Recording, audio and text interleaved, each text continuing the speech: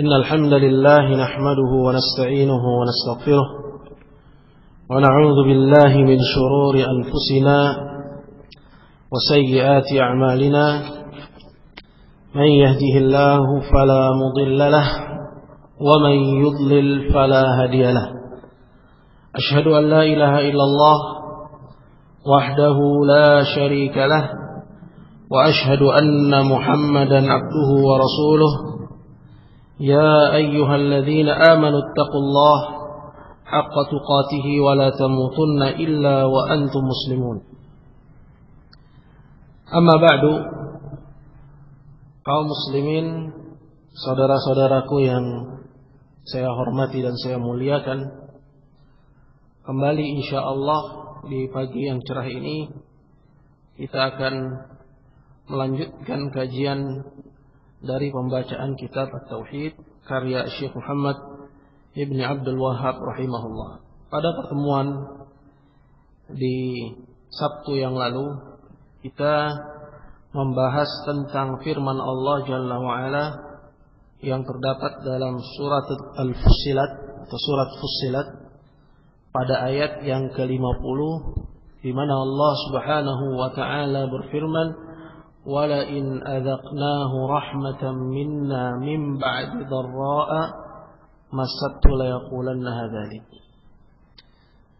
Hadirin kaum muslimin yang dimuliakan Allah, pada ayat ini Allah Subhanahu wa taala mengingatkan kepada kita, ya, di mana perbuatan menisbatkan satu nikmat kepada selain Allah Jalla wa'ala ini termasuk dari jenis al-isyrak atau kesyirikan dalam perkara rububiyah. Dan dalam ayat ini Allah Subhanahu wa taala mengatakan, dan apabila kami anugerahkan kepada seseorang salah satu dari rahmat dari kami, salah satu dari rahmat kami, setelah sebelumnya dia ditimpa dharra, ditimpa kesusahan, maka manusia itu akan mengatakan hadzali. Manusia itu akan mengatakan, ini adalah berkat jerih upayaku, berkat usahaku dan kerja kerasku.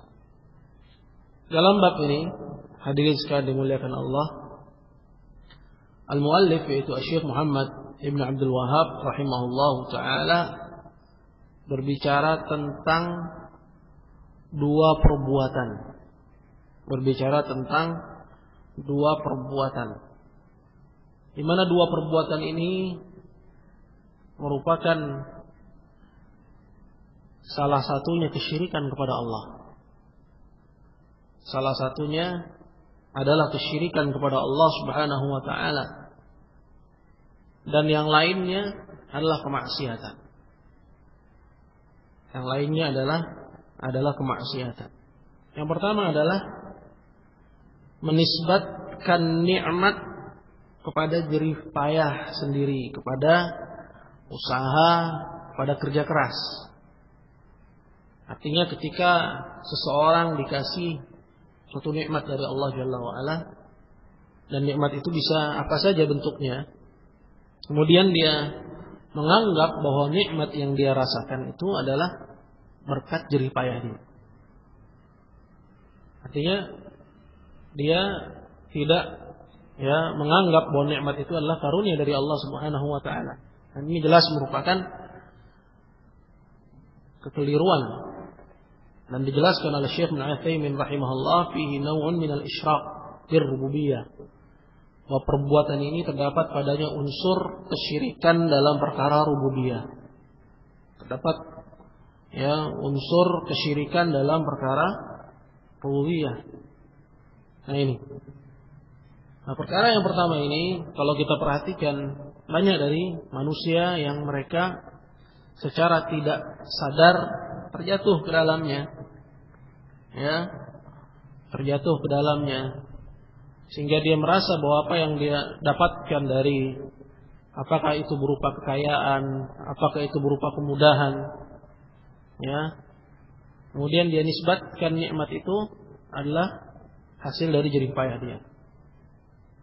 Padahal itu adalah murni tafadhul, murni karunia dan murni ya anugerah dari Allah Subhanahu wa taala. Maka menisbatkan nikmat kepada jerih payah ini fihi naw' min al-isyrak. Padanya terdapat unsur dari kesyirikan. Ya, dan apabila suatu amalan itu dikatakan padanya terdapat unsur dari kesyirikan, berarti ini mengurangi tauhid seseorang, ya, dan merusak tauhid seseorang. Dan tentunya akan mengurangi jatah keselamatan dia nanti di akhirat. Karena keselamatan seorang hamba di dunia maupun di akhirat itu tergantung kepada ya keselamatan tauhid dia di sisi Allah Subhanahu wa taala. Semakin selamat tauhid dia dari kesyirikan dan dari maksiat, maka semakin besar ya bagian dia ya untuk mendapatkan keselamatan dari azab Allah Jalla wa ala. Maka orang yang mendapatkan nikmat yang sempurna adalah mereka yang memurnikan tauhid dalam dirinya. Dan seberapa besar kadar kurangnya kesempurnaan tauhid dia, sebesar itu pula ya kadar kurangnya kenikmatan dia nanti di akhirat. Paham ya? Jadi nikmat yang Allah Azza wa Jalla anugerahkan kepada seorang hamba nanti di akhirat itu tergantung kepada besar kecilnya kesempurnaan tauhid dia di dunia. Ya, tergantung kepada besar kecilnya kesempurnaan tauhid dia di dunia. Dan tidaklah Allah Jalla wa Ala dia mengazab seorang hamba di neraka jahanam ya, melainkan disebabkan oleh karena apa? Oleh karena penyimpangan dia dalam perkara tauhid dia ketika dia di dunia. Nah, ya, maka orang yang paling dahsyat azabnya nanti di akhirat adalah orang yang paling besar pelanggarannya terhadap tauhid. Innal munafiqina fit darkil asfali minan nar. Sesungguhnya orang-orang munafik mereka berada di tempat yang paling rendah dari neraka jahanam. Jadi tanamkan ini ayyuhal ikhwah ya, bahwa yang paling penting bagi seorang hamba itu adalah tauhid dia. Ya, untuk dia mengupayakan sebisa mungkin kesempurnaan tauhid ya, yang akan menjadi modal keselamatan dia di dunia dan juga di akhirat kelak. Nah ini. Maka di antara yang perlu bagi dia untuk dia waspadai ya adalah jangan dia menisbatkan nikmat kepada jerih payahnya. Karena menisbatkan nikmat kepada jerih payah itu termasuk dari kesyirikan. Nah, dalam ayat yang kita baca surat Fussilat ayat 50 ini terdapat contoh dari perbuatan ini, penisbatan nikmat ya pada jerih payah. Allah Jalla wa Ala katakan apabila kami rasakan, maksudnya kami anugerahkan, azaqnahu, ya, kami rasakan, kami jadikan seorang hamba itu mencicipi, ya, mencicipi rahmatan minna. Dan rahmatan minna di sini bentuknya am, sifatnya umum, ya, mencakup apa saja dari rahmat Allah Subhanahu wa taala. Dan penyebutan kalimat rahmatan minna ini menunjukkan fil asal, pada asalnya nikmat itu memang datangnya dari siapa? Dari sisi Allah Subhanahu wa taala. Tapi dikarenakan kejahilan manusia, dia mengingkari nikmat itu dari Allah Subhanahu wa taala. Dikarenakan kesombongan manusia, dia mengingkari nikmat itu datangnya dari Allah Subhanahu wa taala. Kemudian kata Allah, min ba'di dharra'a massathu.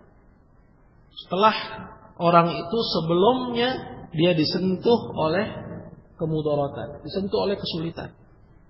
Kemudian dirasakan kepadanya, dijadikan dia mencicipi salah satu dari nikmat Allah Jalla wa Ala. Dia lupa.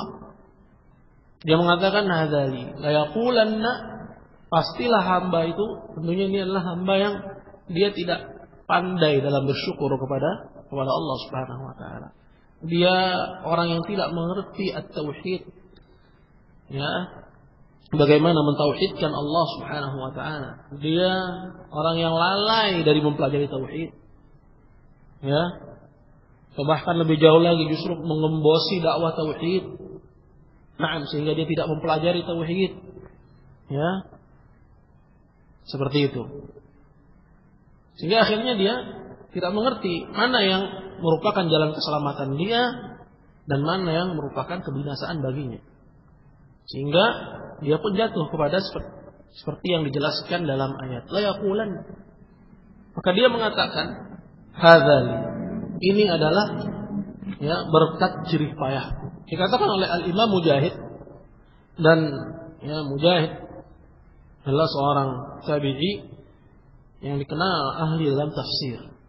Yang mengambil tafsir dari Ibn Abbas radhiyallahu taala anhuma. Beliau menafsirkan perkataan yang terdapat dalam ayat, ya, bahwa orang itu mengatakan hadzali, ini adalah bagianku, gitu kan? Ini terjemahan tekstual hadzali. Kata Mujahid, maksud dari ini adalah bagianku, hadza bi amali, katanya. Ini berkat kerja kerasku. Amal itu pekerjaan. Ya. Wa ana mahququn bih, dan aku berhak untuk mendapatkannya. Seorang yang dia tidak memiliki tauhid yang kuat, ya, dia qad yuftan. Seringkali dia terfitnah dalam agamanya. Ya, dia menganggap bahwa apa yang dihasilkan adalah berkat kecerdasan dia. Ya, apa yang dihasilkan itulah berkat ya gigihnya dia dalam dulu ketika mahasiswa rajin belajar misalnya. Ya. Seperti itu. Dia menganggap bahwa nikmat yang dia dapati sekarang itu adalah berkat dia banting tulang siang malam. Ya. Berkat ilmu dia, pengetahuan dia, banyaknya relasi dia. Ya. Berkat hebatnya lobi-lobi dia. Kan gitu kan orang sekarang. Ya. Seperti itu. Nah, dia nisbatkan ini bukan kepada Allah Subhanahu wa taala. Ya. Maka dia katakan hadzali. Kata Mujahid artinya hadza bi amali. Ini berkat jerih payahku, berkat ya kerja kerasku. Wa ana mahququn bi, aku berhak untuk mendapatkan nikmat itu. Artinya Allah Jalla wa Ala ketika dia memberikan nikmatnya kepada orang ini, orang itu merasa bahwa apa yang dia dapatkan itu bukan murni karunia Allah, melainkan apa? Karena emang dia yang berhak. Ya. Berhak Allah ganjar, ya. Ini kerja kerasku, ya, muqabil sebagai ya upahnya, sebagai ya balasannya adalah nikmat. Ya, dia menganggap ya, nikmat yang dikasih oleh Allah Subhanahu wa taala kepada dia ya itu adalah ya sebagai muqabil ya suatu yang ya, berhak untuk dia terima atas kerja keras dia. Jadi kayak upah gitu. Ya, dia menganggap bahwa itu seperti upah, seperti seorang yang budak dia kerja kepada tuannya, kemudian si budak menanti jatah dari gaji hasil kerjanya. Orang ini, ya, maka ketika dia mendapatkan gajinya, ya, maka dia akan merasa bahwa ini adalah apa? Adalah hak dia, ya kan? Ketika nggak dikasih dia akan marah. Ya, kenapa nggak dikasih? Ini hak saya sudah kerja. Begitu pula hamba ini, ya, yang dia bekerja keras, kemudian Allah kasih nikmat, ya, dikarenakan kejahilannya dia menganggap bahwa ini bukan murni tafaddul dari Allah, bukan murni karunia Allah Jalla wa'ala. Padahal yang seharusnya diyakini oleh seorang hamba adalah itu. Ya. Bahwa ketika Allah kasih dia nikmat, inilah murni karunia Allah Subhanahu wa taala. Tapi ketika ya, dia jahil, tidak mengerti tauhid, maka dia merasa apa yang dia kerjakan itu berhak diupah. Maka ketika dia dikasih nikmat oleh Allah, dia lihat nikmat itu sebagai upah Allah Jalla wa'ala kepada dia. Sehingga dia tidak lagi menilai apa yang Allah berikan itu sebagai anugerah. Ya, dia tidak lagi menilai apa yang Allah Azza wa Jalla berikan kepada dia itu sebagai anugerah. Tapi ya, memang aku berhak menerimanya. Ana mahququn bih, katanya. Aku berhak menerima upah ini. Aku berhak menerima nikmat ini. Jelas ya? Nah ini.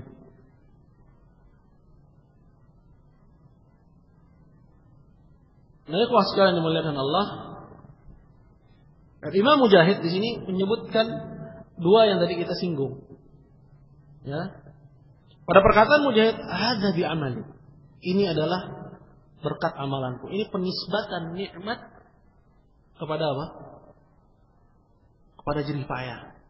Ya, dia tidak nisbatkan nikmat itu kepada Allah Jalla wa'ala, tapi dia nisbatkan nikmat yang Allah anugerahkan itu kepada jerih payahnya, kepada kerja keras dia.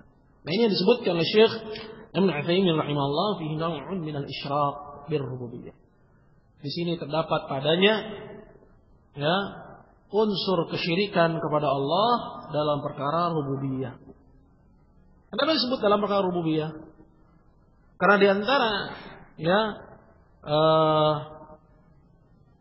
karakteristik dari rububiyah Allah Subhanahu wa taala at-tasarruf. Itu pengaturan. Ya.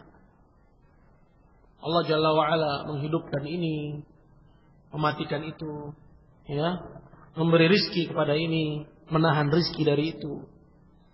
Nah, maka ketika seseorang mengatakan bahwa nikmat yang saya dapat, ya, ini adalah berkat kerja kerasku, seolah-olah dia melupakan sisi tasarruf yang merupakan karakter rububiyah Allah Subhanahu wa taala. Seolah-olah dialah ya yang memiliki andil dalam menggiring suatu nikmat itu kepada dirinya. Ya enggak?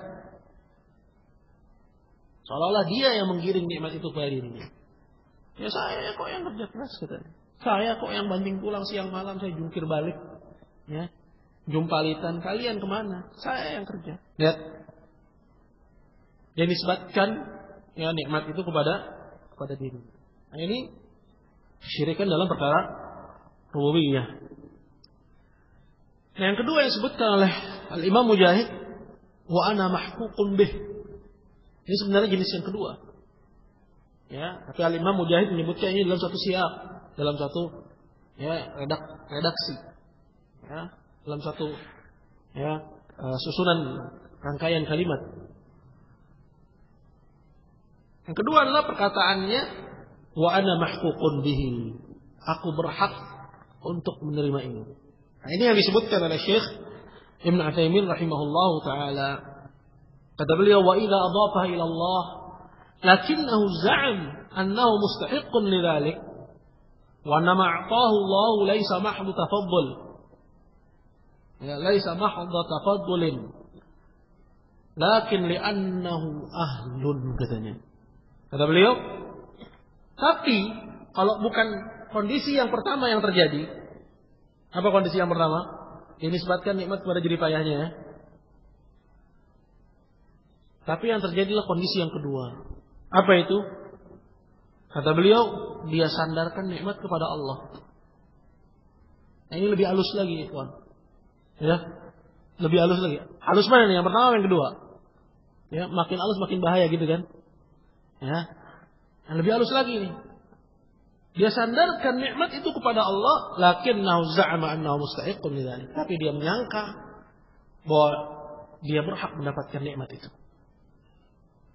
Ya, bahwa nikmat yang Allah kasih kepada dia bukan murni karunia Allah kepada dia, tapi memang aku berhak untuk mendapatkannya.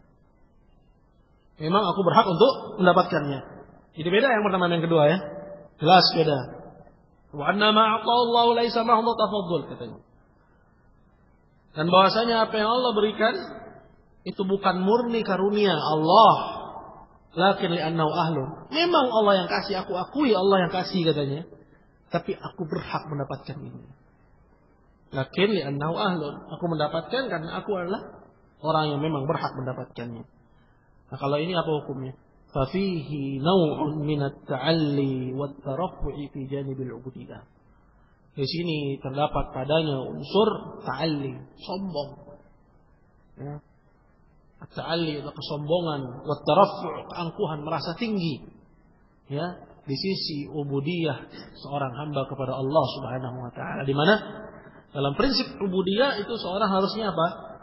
Dia tunduk kepada Allah Jalla wa ala. Dia merendah kepada Allah Subhanahu wa taala. Tapi ketika dia merasa, oh ini aku dapat nikmat, Kemudian dia menganggap aku dapat ini karena memang aku berhak mendapatkan. Ya. Karena memang aku pantas untuk menerimanya. Ya, seolah-olah dia mengatakan kalau Allah enggak kasih, Allah enggak adil. Ya. Maka ini ada unsur kesombongan itu. Terdapat unsur kesombongan itu di mana seorang hendaknya dia merunduk dan tunduk dan menghinakan dirinya di hadapan Allah, tapi dia di sini ngapain? Ya taraffa.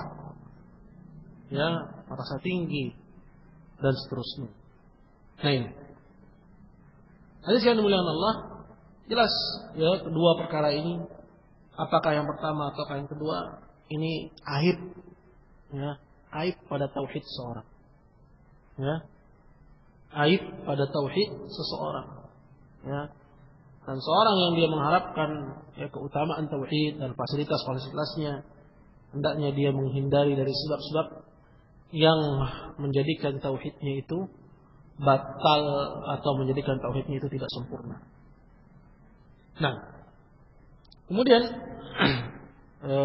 disebutkan setelah itu, dan ini sudah kita baca pada pertemuan yang lalu, tafsiran-tafsiran atau perkataan-perkataan dari para ulama yang menjelaskan akan dua jenis yang tadi telah kita sebutkan.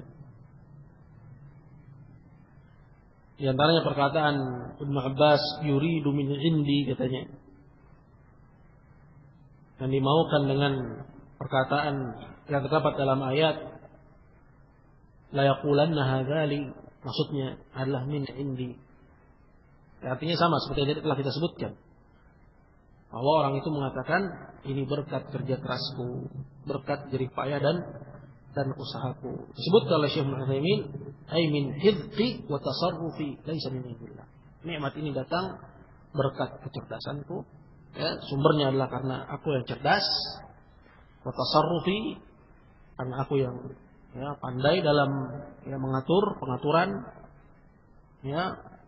dan bukan datang dari sisi Allah Subhanahu wa taala. Ini jenis yang pertama Ini jenis yang pertama.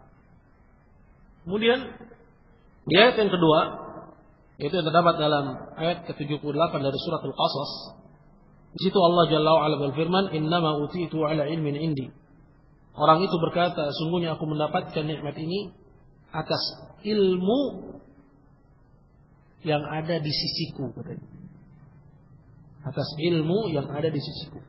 Ala ilmin indi. Atas ilmu di sisiku. Di sini ada dua tafsiran. Tentang perkataan ala ilmin indi. Aku mendapatkan nikmat ini, aku mendapatkan anugerah ini atas ilmu yang ada padaku atau yang ada di sisiku. Kata Qatadah, ala ilmin minni biwujuhil makasib. Maksudnya atas ilmu yang ada padaku. Artinya Qatadah bilang atas ilmu aku akan pintu-pintu rezeki. Dia mengatakan, innama utitu ala ilmin, aku mendapatkan nikmat ini berkat pengetahuanku, berkat keluasan ilmuku akan pintu-pintu rezeki. Ini jenis yang pertama atau jenis yang kedua? Yang pertama atau yang kedua, ya kawan? Yang pertama jelas Dia nisbatkan nikmat itu kepada apa? Pada jerih payahnya, kepada ilmu dia. Wa qala akharun, sedangkan yang lainnya mengatakan ala ilmin minallah anni lahu ahlun. Maksudnya atas ilmu yang ada padaku, artinya kata pendapat yang kedua ini atas ilmu bahwa Allah tahu kalau aku ini berhak. Maksudnya atas ilmu itu artinya apa? Bahwa Allah tahu kalau aku ini apa? Berhak. Jadi ilmu di sini bukan ilmunya dia, tapi ilmunya Allah. Atas ilmunya Allah, maksudnya Allah tahu kalau aku berhak. Gitu. Ini yang pertama, yang kedua kalau yang begini. Yang kedua. Jadi hati-hati, kadang kita lupa sesat tanpa sadar dalam perkara tauhid. Nah, ini berbahaya. Berbahaya. Wajib bagi seorang untuk dia waspada. Besar kewaspadaan dia dari yang lainnya. Itu dari sebab-sebab yang mengurangi tauhid dia, mengurangi kesempurnaan tauhid. Iya enggak? Nah, karena ini akan ya berakibat kepada kebahagiaan dia ya di akhirat kelak, ya. Itu akan dikurangi sesuai kadar ya kurangnya tauhid dia ketika dia di dunia. Nah, berapa banyak kalau kita lihat dalam perkara yang halus gitu kan? Ya, seseorang yang anggaplah yang pertama katakan, ya, berapa banyak orang yang terjatuh ke dalam ucapan, ya, paling tidak, dan belum lagi dalam perkara yang kedua, ya, di mana seorang mungkin dia merasa saya menisbatkan nikmat ini kepada Allah, dia bilang saya tidak mengingkari bahwa nikmat yang ada pada saya itu datang dari Allah, benar, bukan dari saya. Siapalah saya, dia bilang, ya, Allah yang menganugerahkan nikmat semuanya. Semua orang bilang begitu, bukan? Semua orang bilang begitu, ya. Tapi berapa banyak orang yang merasa bahwa di sisi pengakuan dia kalau itu nikmat murni datang dari Allah, dia juga merasa kalau dia berhak mendapatkannya. Nah ini ya juga ya perkara yang fatal tentunya. Kemudian dikatakan qala wa hadza ma'na qauli Mujahid, dan apa yang dikatakan terakhir ini ya itu adalah perkataan atau makna dari perkataan Mujahid yang lainnya, utitu ala syaraf, aku mendapatkan nikmat ini ya berkat ya kemuliaan yang ada padaku. Maksudnya aku mendapatkan ini ya berkat ya ilmunya Allah bahwa aku berhak. Ya, ilmunya Allah bahwa aku ini berhak untuk mendapatkannya. Nah ini.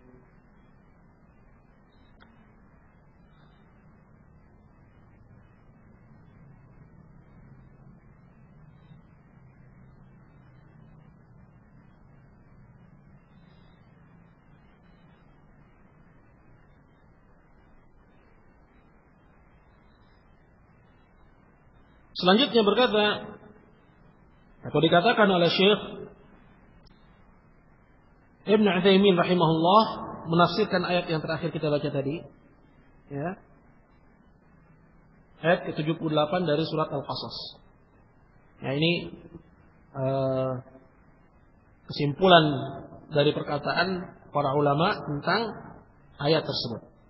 Kata Syekh Ibn Utsaimin, qala fasara ma'na al-ayat yaduru ala wajhi. Maka makna ayat tadi, ya, innama utitu ala ilmin indi, aku mendapatkan nikmat ini berkat ilmu yang ada padaku. Tadi sudah disebutkan ada dua jenis tafsiran begitu ya.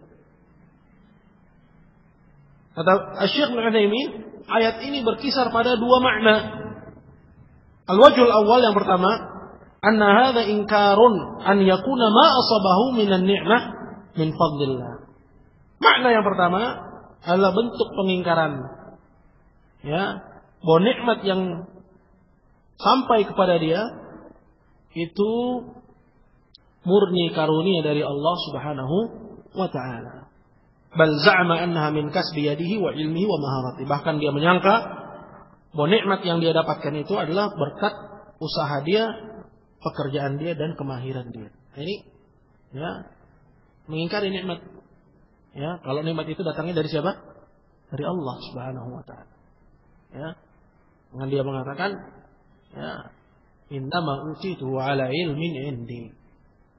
Ya. Aku mendapatkan nikmat ini adalah berkat kemampuanku, kemahiranku dan kecerdasanku.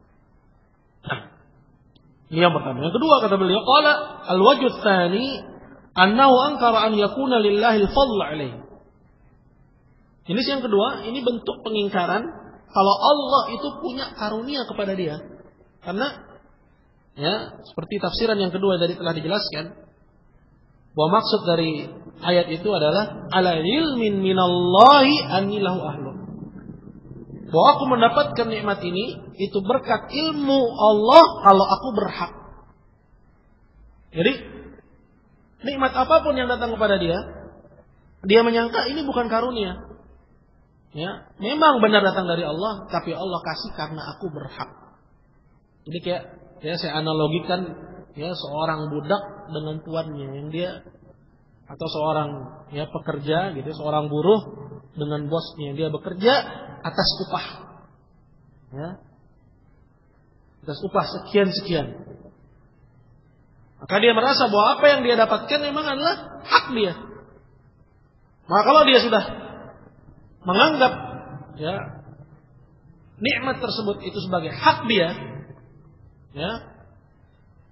maka dia di sini mengingkari kalau Allah Azza wa Jalla itu punya karunia kepadanya.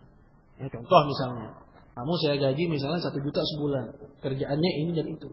Kemudian kamu bekerja sesuai dengan perjanjian, kemudian saya gaji sesuai perjanjian 1 juta. Ya, saya baik nggak sama kamu? Enggak. Ya, memang sudah kesepakatan nggak baik. Kecuali kalau saya lebihkan 1.000, 1.000-nya itu kebaikan saya, karunia saya kepada. Paham ya? Ya. Nah, ya. Tapi kalau cuma saya kasih kamu 1 juta, misalnya, sesuai perjanjian, kerja kamu begini, upahnya sekian, saya bayar sekian sesuai perjanjian, saya nggak punya karunia apa-apa sama kamu. Gitu. Nah, orang ini menganggap apa yang dia dapat itu seperti upah. Dia sebagai upah, ibarat upah. Nah, ini makanya dikatakan oleh Syekh Ibnu Utsaimin, annahu angkara an yakuna lillahi al-fadl alaih. Pada jenis yang kedua ini dia mengingkari kalau Allah itu punya karunia kepada dia. Kenapa? Karena dia melihat nikmat itu dengan kacamata tadi. Ya. Jelas ya, kawan ya? Baik. Wa kana huwa alladhi lahu al-fadl 'ala Allah. Seolah-olah dialah justru yang punya jasa kepada Allah Subhanahu wa taala. Sehingga Allah wajib bayar dia dengan nikmat. Wajib bayar dia dengan nikmat itu, gitu nggak? Ya, lihat sekarang para buruh, ketika dia demo, dia merasa bahwa dia apa?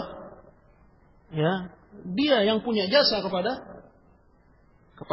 para bos-bos, para tuan-tuan, sehingga mereka menganggap bahwa diri-diri mereka itu adalah yang dibutuhkan. Nah, seperti itu. Maka di sini pun juga demikian. Tapi dalam konteks ini itu nggak benar. Ya. Tidak dibenarkan seorang hamba yang dia bekerja dalam artian dia beribadah kepada Allah, dia bertaqarrub kepada Allah Subhanahu wa taala. Ya. Kemudian dia menganggap bahwa dia yang punya jasa kepada Allah, maka Allah wajib bayar itu kepadanya. Ya. Kalau dalam konteks kaum buruh mungkin Allahu a'lam, kita nggak bahas itu.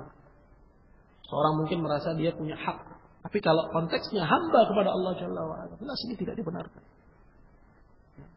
Nah, kata Syekh di sini, wa ka'annahu alladzi lahu al-fadlu 'ala Allah. Seolah-olah dia menyangka bahwa dialah justru yang punya karunia kepada Allah, gitu loh. Sehingga ketika Allah bayar, gitu kan, dengan nikmat Allah kasih dia nikmat, dia ngerasa ini bukan karunia Allah. Aku dapatkan ini karena aku berhak. Enggak sih? Dan Allah a'tahu dzalika likauni ahlan li hadhihi ni'mah. Karena dia menyangka bahwa Allah anugerahkan ini kepada dia karena dia berhak mendapatkannya. Fa yakunu ala kilal amrayn ghairu syakirin lillah. Maka jadilah pada dua kondisi ini orang itu bukan termasuk orang yang bersyukur kepada Allah Subhanahu wa taala. Dia enggak bersyukur kepada Allah. Apakah kondisi yang pertama dia nisbatkan nikmat kepada selain Allah, gitu kan? Pada jerih payahnya. Ini enggak bersyukur. Atau pada kondisi yang kedua yang lebih halus, dia nisbatkan nikmat kepada Allah tapi dia anggap nikmat yang dia dapat itu apa? Adalah memang hak dia, pantas dia mendapatkannya. Ini juga enggak bersyukur kepada Allah Subhanahu wa taala. Qala wal haqiqatu anna kullama nu'tahu minan ni'am fa huwa min Allah. Padahal pada hakikatnya kata Syekh bahwa semua yang kita dapatkan dari nikmat itu semata-mata datangnya dari Allah Jalla wa Ala. Fa huwa alladhi yassaraha hatta hassalna 'alaiha. Karena dialah yang memudahkan itu hingga kita bisa mendapatkannya.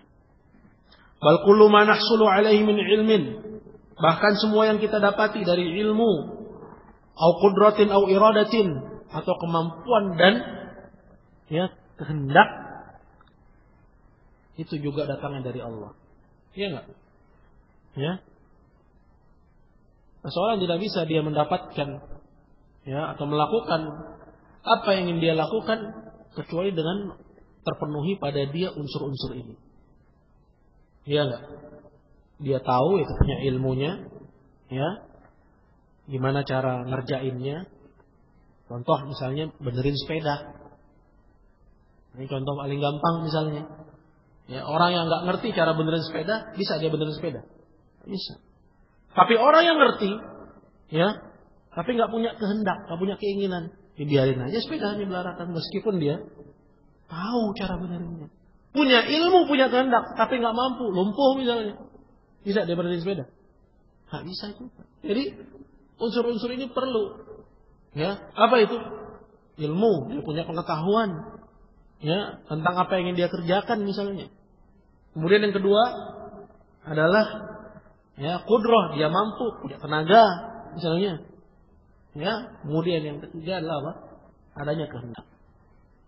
Sehingga akhirnya ada si fulan kerja di sini, si alan kerja di situ, si fulanah buka toko, yang ini ngejahit. Datang nikmat-nikmat itu. Ilmu-ilmu itu, kemudian kehendak dan kemampuan itu dari siapa? Dari Allah Subhanahu wa taala. Maka dari mana seorang hamba dia bisa merasa ketika dia dapat orderan gede gitu kan? Upahnya gede, Masya Allah. Kemudian dia bilang, innama utitu ala ilmin indi. Sesungguhnya aku dapatkan ini berkat ilmuku tentang pintu-pintu rezeki. La ilaha illallah. Betapa sombongnya dia. Padahal kalau Allah tidak ajari dia tidak tahu. Kalau Allah tidak beri kudrah padanya, dia nggak bisa bekerja. Kalau Allah tidak beri kehendak pada dia, nggak akan jalan. Ya nggak? Maka seorang harus menyadari bahwa apapun nikmat yang ada pada dia, yang Allah giring kepada dia, itu semata-mata datangnya dari Allah Subhanahu wa taala. Maka kata Syekh Ibnu Utsaimin melanjutkan qala, "Fal wajibu 'alaina an nudhifa hadhihi an-ni'am ila Allah Subhanahu." Maka yang wajib bagi kita adalah kita menyandarkan nikmat-nikmat ini hanya kepada Allah Subhanahu wa taala. Allah berfirman, "Wa ma bikum min ni'matin fa min Allah." Nikmat apapun yang ada pada kalian itu semata-mata dari Allah. Hatta walau hassalat laka hadhihi an-ni'ma bi 'ilmik aw maharatik falladhi a'taka hadzal 'ilm aw al-mahara huwa Allah. Sampai kendati pun kamu mendapatkan nikmat itu dengan sebab ilmu kamu dan kemahiranmu. Sadarilah sesungguhnya yang memberikan ilmu dan kemahiran itu adalah Allah Jalla wa'ala. Ya enggak? Nah, yang ngasih kita ilmu, yang ngasih kita kemahiran, ngasih kita kehendak, yang iradah, begitu pula kemampuan hanyalah Allah Subhanahu wa ta'ala. Oh, saya pinter misalnya. Maka posisi saya di kantor tinggi, gajinya besar. Emang yang ngasih pinter kamu siapa? Saya belajar dulu. Yang ngasih kamu kemampuan untuk menuntut ilmu dulu. Yang ngasih kamu kehendak, sehingga kamu tidak terpalingkan. Yang lain pada main PS gitu kan. Kamu malah ingkap ala thalabul ilm, belajar terus. Yang ngasih kamu kehendak, yang menggiring kehendak itu, hingga kamu akhirnya berkutat dengan buku itu siapa? Bukankah kalau Allah Subhanahu wa ta'ala Dia ingin memalingkanmu dari kamu berkutat dengan buku hingga akhirnya kamu di jalan bersama para bajain misalnya. Di jalan bersama anak-anak terlantar, malam main PS, sore main bola, gitu kan? Main bola di lapangan, malamnya main bola virtual, seperti itu. Kalau bukan Allah Jalla wa'ala yang memalingkanmu dari hal-hal yang memalingkan itu, tentu seorang tidak akan dia sanggup untuk menolaknya. Maka ilmumu yang ada padamu, yang kata kamu itu adalah sebab datangnya rezekimu, ilmumu itu datangnya dari Allah Jalla wa'ala. Allah Subhanahu wa ta'ala dia yang menjadikan kamu berkutat dengan buku hingga ilmu itu datang kepadamu. Thumma inna al-maharata awil ilm qad la yakuna sababan li husul rizq. Begitu pula bahkan sebaliknya. Berapa banyak kemahiran dan ilmu yang ada pada seseorang, ternyata itu tidak menjadi sebab ya datangnya rezeki, ya nggak? Ada orang belajar jauh-jauh gitu kan, ke Australia, pulangnya ya jadi pengangguran. Ada yang seperti itu, banyak. Ya. Nah, kalah pendapatannya dengan seorang lulusan SD misalnya. Padahal ilmunya kalau mau dibandingkan banyakkan siapa? Banyakkan dia. Ya. Dan berapa banyak kita lihat ya dalam alam nyata yang seperti ini. Ya. Artinya yang namanya sebab itu bisa berfungsi sebagaimana ya fungsinya dan bisa dia tidak berfungsi sebagaimana fungsinya. Nah, Thumma innal maharata awil ilm qad la yakunu sababan li husuli rizq. Fakam min insanin alim atau mahir. Berapa banyak seorang yang dia alim atau dia mahir, haziq, ahli, gitu kan? Wa ma'a dzalika la yuwaffaq. Tapi kendati demikian dia tidak mendapatkan taufik dari Allah Subhanahu wa taala. Ya, dia tidak mendapat taufik, bal yakunu aqilan. Bahkan dia menjadi seorang pengangguran. Padahal dia berilmu dan dia juga termasuk orang yang mahir dan seterusnya. Al-muhim ayyuhal ikhwah yang dimuliakan Allah. Pada perkataan Syekh Ibnu Utsaimin yang terakhir ini menunjukkan, ya, jangan kita sandarkan nikmat itu kepada ilmu kita. Jangan kita sandarkan nikmat itu kepada kemahiran kita. Toh kita telah saksikan dalam alam nyata berapa banyak orang berilmu, toh ya kendati demikian dia juga tidak, ya, atau dia justru menjadi pengangguran, ya, dan seterusnya. Ya, nah. Dari sini penting bagi kita untuk kita hanya menyandarkan nikmat itu hanya kepada Allah Jalla wa Ala. Nah, selanjutnya ayyuhal hadirun, ikhwah sekalian dimuliakan Allah. Kita akan masuk kepada dalil yang berikutnya. Ya. Yaitu dari hadis Abu Hurairah radhiyallahu taala anhu, di mana hadis ini dikeluarkan ya, oleh Al-Imam Al-Bukhari dan juga Al-Imam Muslim. Dijelaskan qala an Abi Hurairah, dari Abu Hurairah radhiyallahu anhu, annahu sami'a an-nabiy sallallahu alaihi wasallam yaqul, bahwasanya ia mendengar Nabi sallallahu alaihi wasallam bersabda, Inna salatatan min Bani Israel abrasu aqra wa a'ma. Ada 3 orang dari kalangan Bani Israel. Ya, 3 orang dari Bani Israel. Nah, di sini Nabi Shallallahu Alaihi Wasallam mengisahkan kepada kita tentang kisah dari orang-orang Bani Israel. Nah, tentunya yang dimaukan darinya itu adalah ibrah, untuk kita bisa dan pandai mengambil ibrah dan pelajaran, ya, yang dengannya kita bisa memperbaiki agama kita dan ibadah kita kepada Allah Subhanahu wa taala. Seperti Allah Jalla wa Ala firmankan dalam surat Yusuf ayat 111, laqad kana fi qasasihim ibratun liulil albab. Sungguh ada pada kisah-kisah mereka itu pelajaran bagi orang-orang yang berakal. Nah, dan Bani Israel, ya, anak-anak Israel, ya, adalah anak-anak dari Yaqub bin Ishaq bin Ibrahim alaihimus salatu wassalam.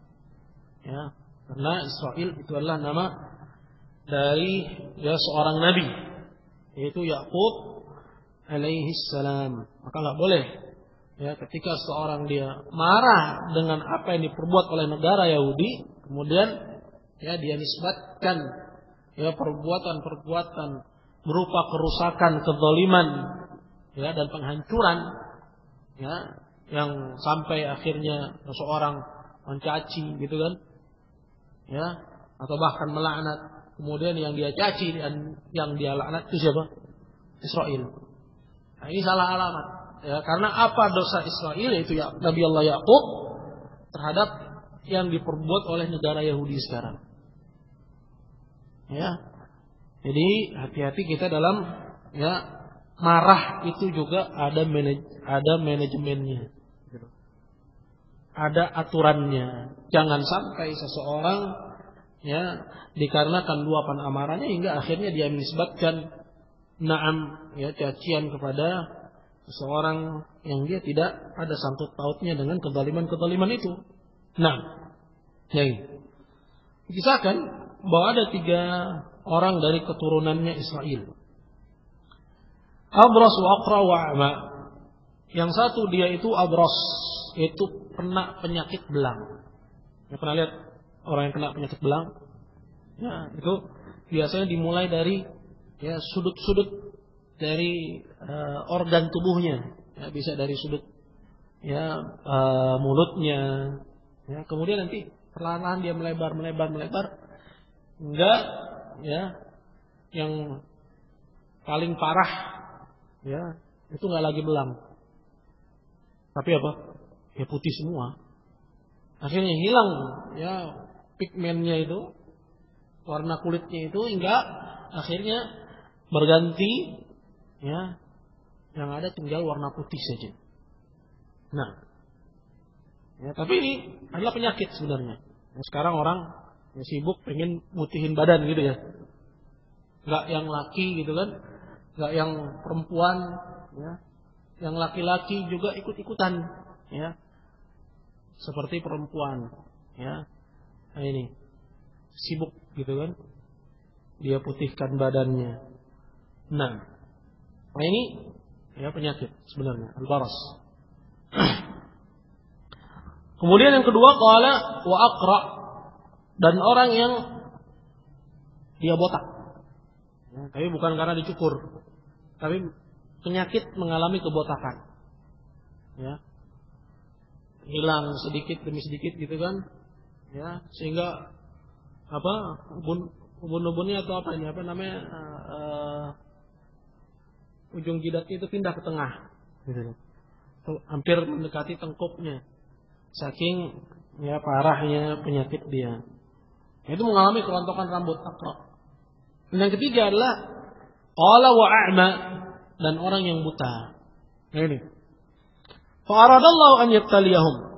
Maka Allah Subhanahu wa taala ingin menimpakan cobaan kepada mereka. Ingin mengetes, menguji keimanan ketiga orang dari Bani Israel ini.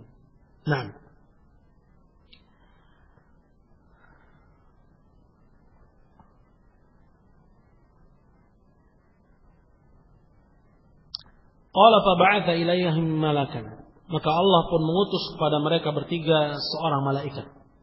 Allah pun mengutus kepada mereka seorang malaikat. Fa'atal abras. Maka malaikat ini pun dia mendatangi si belang. Faqala ayyu syai'in habbu ilaik. Kata malaikat ini kepada dia, apa yang paling kamu sukai? Qala launun hasanun wa jildun hasanun wa yadhhabu anni alladhi qad qadhirani an-nasu bih.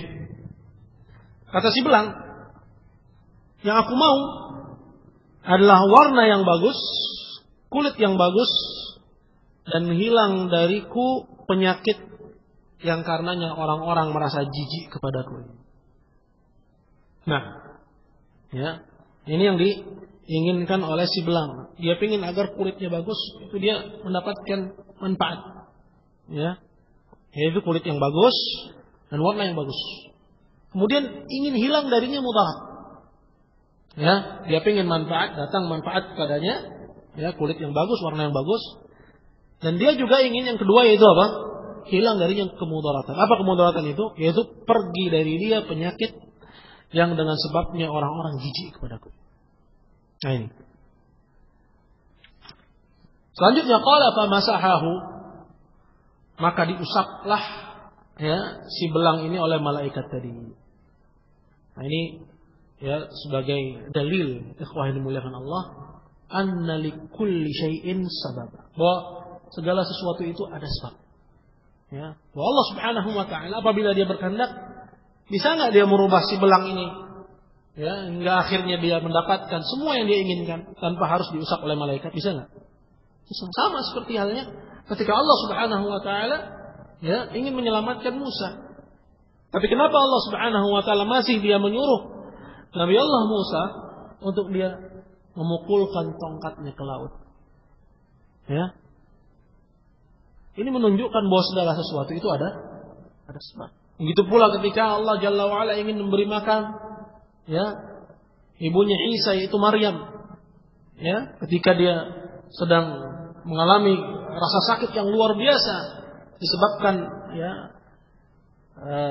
alamul wiladah, rasa sakit ingin melahirkan. Kata Allah Jalla wa Ala, wa huzzi ilaiki bi jid'in nakhl. Goyangkan olehmu ya pelepah kurma ini yang besar itu. Ya, tusaqit alaiki ruqaban janiyya, sehingga jatuh kepadamu ya kurma-kurma yang matang, yang siap untuk disantap. Nah, ini menunjukkan bahwa segala sesuatu itu ada sebab. Maka ketika diusap ya si belang ini oleh malaikat tersebut, fadhahaba anhu qadaruh, maka hilanglah penyakit yang ya karenanya orang-orang jijik kepada dia. Ya. Disebutkan oleh Syekh qala bada'a bi dhihabil qadar qabla al-lawn al-hasan wal jild al-hasan li'annahu yabda' bi zawalil makruh qabla husulil makruh. Pada hadits ini ya disebutkan yang pertama kali adalah dihilangkannya qadar itu. Dihilangkannya penyakit tadi. Itu penyakit yang karenanya orang-orang itu menjadi apa? Menjadi jijik kepada dia. Sebelum orang ini dikasih apa? Dikasih warna yang bagus, dan sebelum dia dikasih apa? Kulit yang bagus. Li'annahu yubda' bizawal makruh. Karena memang yang seharusnya diawali itu yang duluan adalah dihilangkannya penyakit. Zawal makruh. Ya, dihilangkannya hal yang dibenci qabla husulil matlub, sebelum ya seseorang mendapatkan apa yang dia mau. Sebelum dia mendapatkan apa yang dia mau. Kama yuqal at-takhliyah qabla tahliyah. Seperti yang dikatakan ya, at-takhliyah yaitu pengosongan terlebih dahulu sebelum ya pengisian. Maka dalam hadis ini juga ya berlaku hal itu. Dihilangkan dulu penyakit. Fadhaba anhu qadar wa uqtiya, baru setelahnya orang ini pun dikasih kepada dia launan hasanan wa jildan hasan. Ya, setelah dihilangkan penyakitnya baru dikasih kepadanya apa? Warna yang bagus dan kulit yang bagus. Ya. Maka dia dapatkan apa yang dia mau. Ya. Husulul matlub wa zawalul makruh. Ya. Itu manfaat dan hilangnya ya kemudaratan. Qala fa ayyul mali ahabbu ilaik? Kemudian ditanya lagi orang ini oleh si malaikat tadi. Ya. Setelah dia ya sehat gitu kan, secara fisik, secara jasmani gitu kan, nggak lagi ya orang jijik kepadanya karena penyakit sudah hilang, warnanya pun juga bagus. Baru setelah itu ditanya, fa'yul mali ahabbu ilaik? Harta apa yang paling kamu suka? Ya, qala al-ibilu awil baqaru syakka ishaq. Maka kata si belang yang sudah nggak belang lagi ini, dia bilang, yang paling aku sukai unta atau sapi. Syakka ishaq, maksudnya perawi yang namanya Ishaq yang meriwayatkan ya hadis ini, dia ragu. Ya, apakah hadisnya mengatakan bahwa orang ini bilang unta ataukah orang ini bilang apa? Sapi. Ini menunjukkan akan taharrinya, yaitu kehati-hatiannya para rawi dalam penukilan. Ya, karena masalahnya penisbatan ya sesuatu kepada agama Allah Jalla wa Ala. Maka begitu pula kita, ayyuhal ikhwah yang dimuliakan Allah, untuk kita berhati-hati ya dalam menisbatkan sesuatu kepada agama Allah Subhanahu wa taala. Kalau kita tidak tahu, maka ya nisbatkan itu pada diri sendiri. Yang saya tahu itu begini, itu lebih selamat ketimbang seorang mengatakan ya dalam Islam ini haram. Ya, dalam Islam ini boleh, misalnya. Itu namanya dia nisbatkan kepada agama. Kalau dia tidak yakin, ya, maka jangan gunakan lafal-lafal yang yakin. Ya, maka dia katakan yang saya tahu, maka ketika dia bilang yang saya tahu, berarti dia nisbatkan kepada pengetahuannya. Ya, dan ini lebih tepat dan lebih sesuai dengan konsep ketakwaan tentunya. Allahumma kecuali dalam perkara yang wadih, yang jelas, ya. Yang seorang nggak boleh ragu di situ. Ya.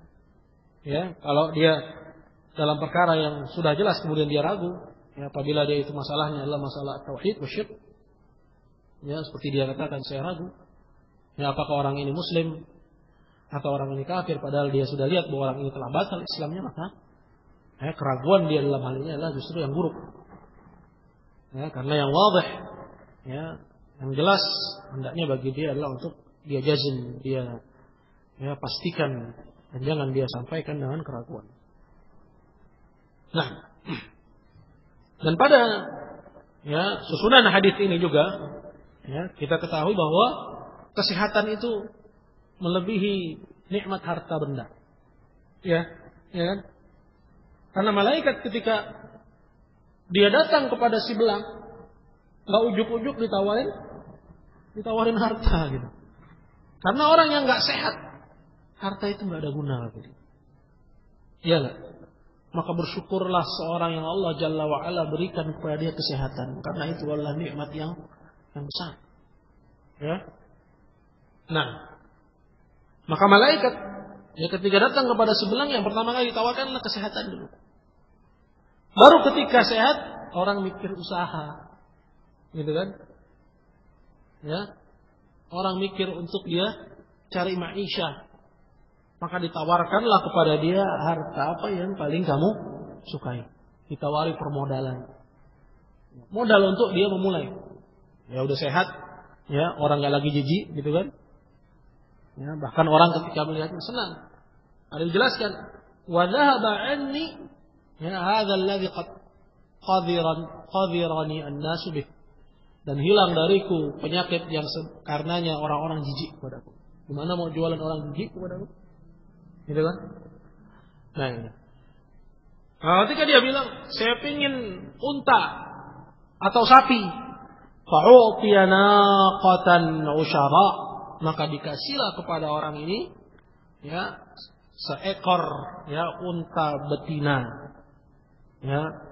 Dan usyara maksudnya al-hamil, unta betina yang lagi hamil.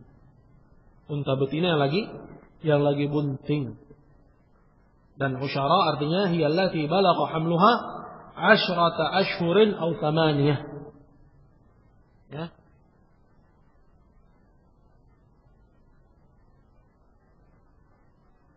Dijelaskan oleh Syekh, maksudnya dia adalah unta yang bunting yang masa kehamilannya itu telah mencapai 10 bulan atau 8 bulan. Ya.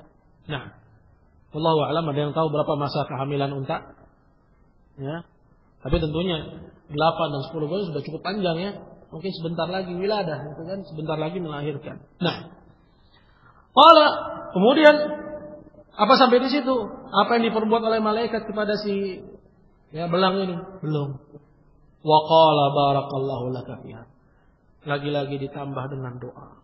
Semoga Allah berkahi ya untukmu pada hartamu ini. Masya Allah. Ya, ini menunjukkan akan inayah Allah Jalla wa'ala. Ya, perhatian Allah Subhanahu wa ta'ala kepada siapa, hatta sampai dalam ya sesuatu yang sifatnya adalah berupa cobaan. Iya enggak? Karena cobaan itu tamhis, adalah sebagai ujian. Ya, apakah seorang dia kokoh ya keimanannya atau dia goyah? Nah, ya.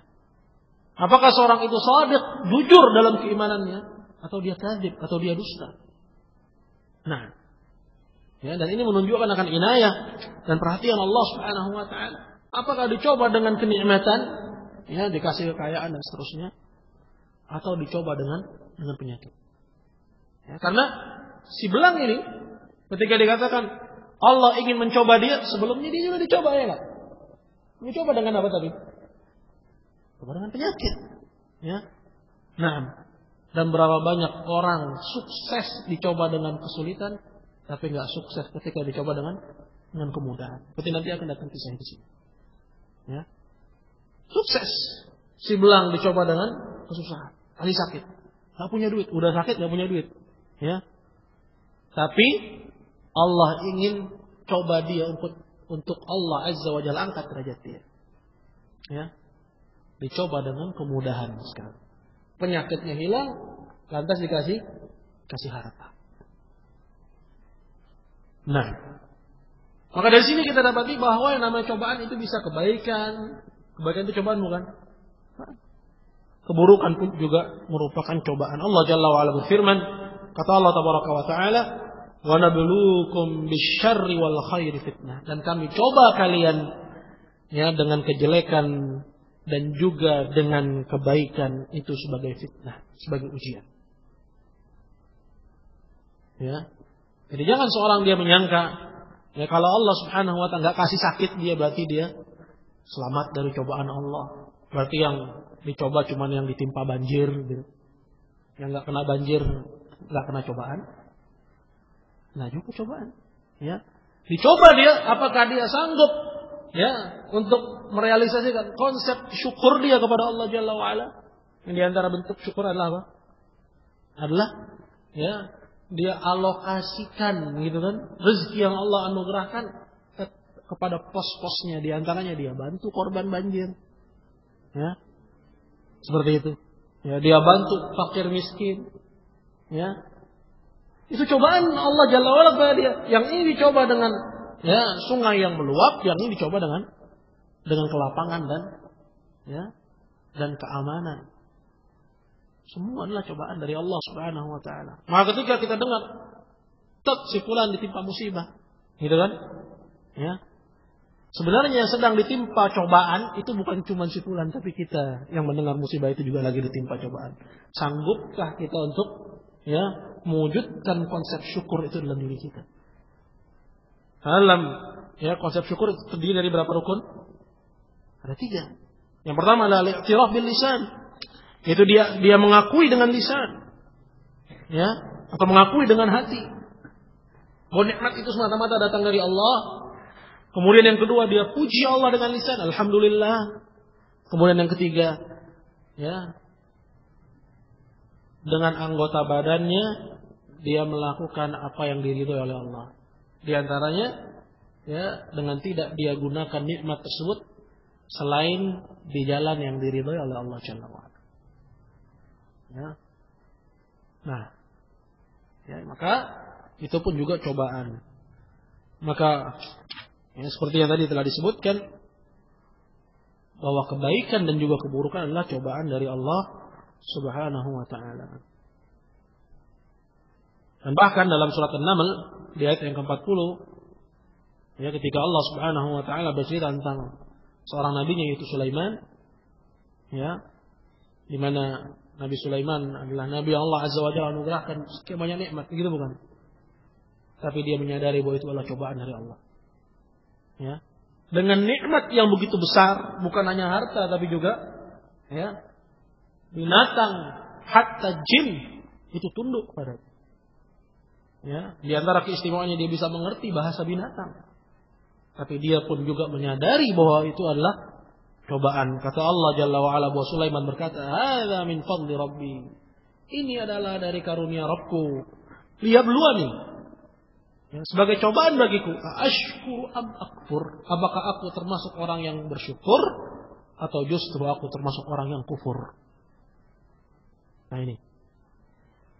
Selanjutnya ayol ikhwah yang dimuliakan Allah, maka malaikat ini pun mendoakan dia. Insyaallah udah diobatin. Ini yang pertama, dikasih modal, didoain. Ya, kurang apa orang ini? Ya enggak?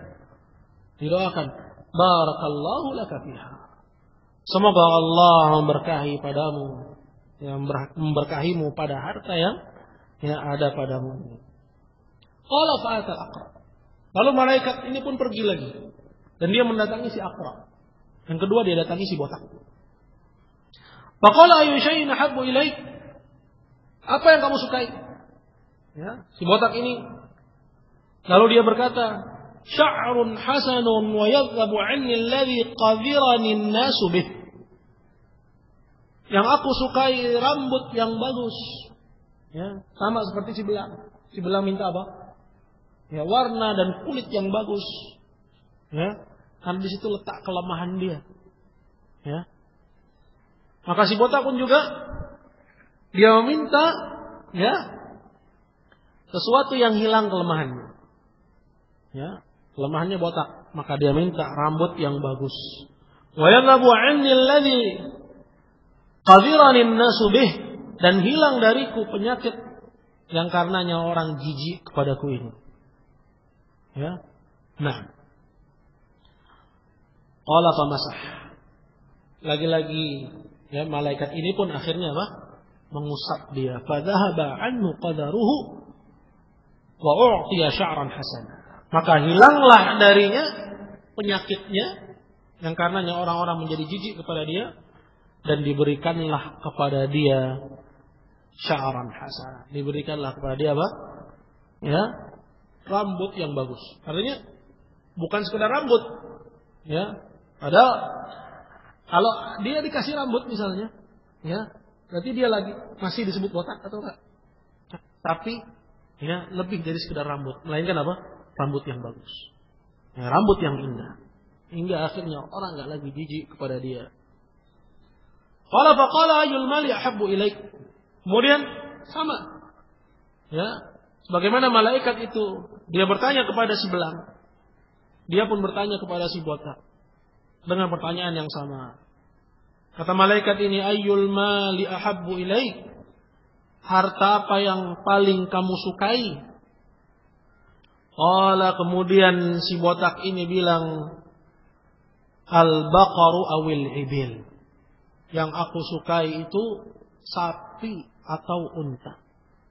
Fa'u'tiya baqaratan hamila. Lalu dia pun dikasih ya oleh ya Allah dengan sebab malaikat ini, ya, dia pun diberi sapi yang sedang bunting. Qala barakallahu laka fiha. Maka selanjutnya malaikat itu pun mendoakan kepada si botak dengan doa yang sama. Semoga Allah memberkahimu pada hartamu. Nah, yang ketiga, maka malaikat ini pun mendatangi si buta ini. Ya, kisah yang ketiga di mana malaikat mendatangi ya si buta. Qala faqala ayyu syai'in ahabbu ilaik. Kemudian malaikat ini bertanya kepada si buta, apa yang paling kamu sukai? Qala yaruddullahu ilayya basari fa ubsiru bihin nas. Allah kembalikan kepadaku penglihatanku hingga aku bisa melihat orang. Famasahah, lalu diusaplah ya siapa? Si buta ini. Kira-kira antum lihat perbedaan enggak antara si buta dengan si botak dan si belang? Apa bedanya? Bedanya yang itu botak, ini belang, ini buta. Ada perbedaan lain? Hah? Ada bedanya. Coba perhatikan pada permintaannya. Si buta di sini dia lebih qanaah dengan permintaan. Dia cuma minta, apa yang dia minta? Hilang penyakitnya aja. Udah, dia nggak minta sesuatu yang bagus, dia nggak minta penglihatan yang baik. Beda dengan orang yang dua pertama kali disebutkan. Si botak, ya, dia minta agar dihilangkan penyakitnya dan dia minta rambut yang bagus. Dia minta dihilangkan mudarat dari dirinya dan dia minta manfaat. Dia minta rambut, bukan cuma rambut, tapi rambut yang bagus. Ya, hanya sebelumnya siapa? Si belang, ya, dia minta dihilangkan darinya mudarat yang menimpa dirinya. Apa itu? Penyakit belangnya. Cukup sampai di situ? Enggak, dia enggak merasa cukup dengan itu. Bahkan dia minta ya warna dan kulit, dan bukan cuma sekedar warna dan kulit, tapi warna dan kulit yang bagus.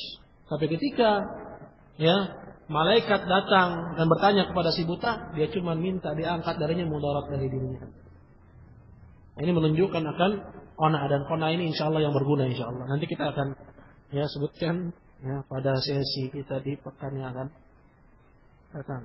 Ya, semoga Allah Jalla wa Ala berikan kepada kita taufik dan inayahnya. Sambungan dan kelanjutan dari kajian kita bertemu kembali insyaallah pada Sabtu depan. Kita cukupkan kajian kita sampai di sini. Wal ilmu insyaallah.